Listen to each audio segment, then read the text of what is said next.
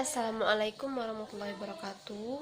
Kembali lagi dengan saya Lucy Ramawati, NIM 20075141 pada mata kuliah Administrasi dan Supervisi Pendidikan. Sebelumnya saya mengucapkan terima kasih kepada dosen pengampu mata kuliah Administrasi dan Supervisi Pendidikan. Kali ini saya akan bahas tentang administrasi ketatausahaan sekolah. Sebelumnya kita harus tahu dulu apa itu administrasi ketatausahaan sekolah. Tata usaha atau sering juga disebut sebagai tata laksana merupakan bagian dari keseluruhan proses administrasi. Di samping itu, tata usaha ini juga diartikan sebagai kegiatan melakukan penentuan segala sesuatu yang terjadi di dalam organisasi untuk digunakan sebagai bahan keterangan oleh pimpinan yang meliputi segenap kegiatan mulai dari pembuatan, pengolahan, penataan sampai dengan penyimpanan semua bahan keterangan yang diperlukan oleh organisasi. Sedangkan pengertian dari tata usaha menurut pedoman pelayanan tata usaha untuk perguruan tinggi adalah segenap kegiatan pengelolaan surat menyurat, yaitu menghimpun, menerima, mencatat, mengolah, menggandakan, mengirim dan menyimpan semua bagian keterangan yang diperlukan oleh organisasi.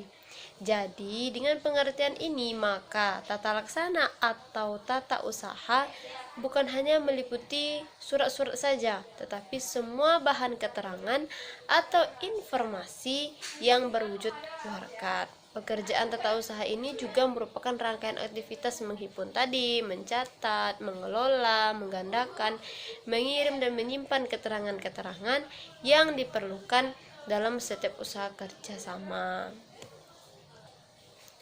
Kemudian daripada itu, kita masuk pada proses administrasi ketatausahaan. Pekerjaan ketatausahaan bukan monopoli petugas administrasi saja, akan tetapi pegawai yang eduktif.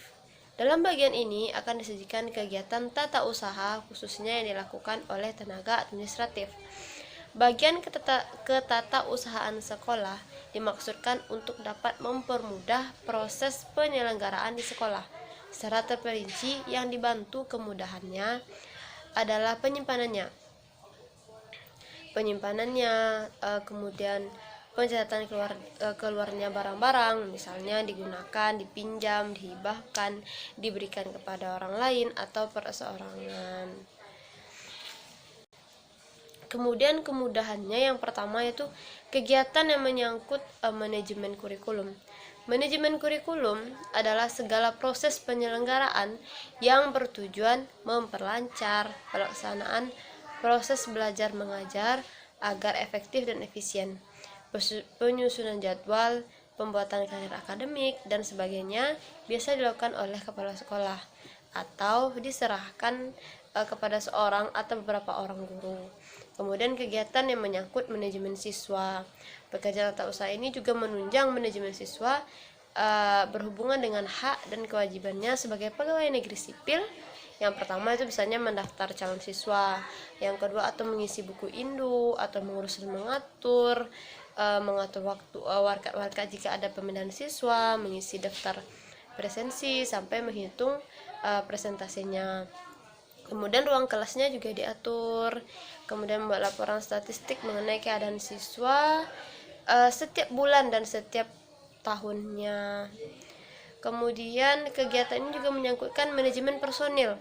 Pekerjaan tata usaha ini juga menunjang manajemen personil berhubungan dengan hak dan kewajibannya sebagai pegawai sipil, misalnya melaksanakan pengetikan, membantu memperbanyak salinan surat-surat, menyiapkan, menyimpan dan mensiasati kartu pegawai, kemudian menyiapkan belangko-belangko presensi pegawai, membantu kepala sekolah, kegiatan yang mengenai penataan inventaris sekolah.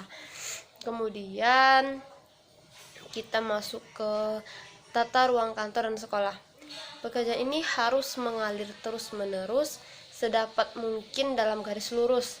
Kemudian bagian seksinya yang berfungsi sama dan berhubungan harus ditempatkan secara berdekatan untuk mengurangi waktu berpergian. Kemudian aliran pekerjaannya itu juga harus sederhana sehingga dapat mengurangi hilir mudik pegawai dan penyampaian surat-surat dalam jarak yang pendek. Kemudian meletakkan perlengkapan kantor harus dekat dengan pegawai yang menggunakannya. Kemudian penggunaan meja dan kursi dengan ukuran yang sama dalam sebuah ruangan. Kemudian menyusun meja harus sedemikian rupa sehingga tidak ada pegawai yang terpaksa menghadap pada sumber cahaya. Kemudian mencetak surat akan dikirimkan ke dalam buku ekspedisi, kemudian mengirimkan surat tersebut ke alamat. Seperti itu. Kemudian kita masuk ke D. Nah, kemudian yang ke D ini di mana peranan guru dalam administrasi. Telah disebutkan bahwa tugas utama guru yaitu untuk mengelola proses belajar mengajar di sekolah, karena sekolah ini merupakan subsistem pendidikan nasional, dan di samping sekolah, sistem pendidikan nasional itu juga yang mempunyai komponen lainnya. Guru ini juga harus memahami apa yang terjadi di lingkungan kerjanya. Di sekolah, guru berada dalam kegiatan administrasi sekolah, terutama ketatausahaan sekolah. Kemudian, sekolah ini juga dilaksanakan kegiatannya untuk menghasilkan lulusan yang jumlah serta mutunya telah ditetapkan dalam lingkup administrasi atau ketatausahaan sekolah itu. Karena peran guru ini amat penting, seperti penetapan kebijaksanaan dan melaksanakan proses perencanaan, pengorganisasian, pengarahan, pengkoordinasian pembiayaan, dan penilaian.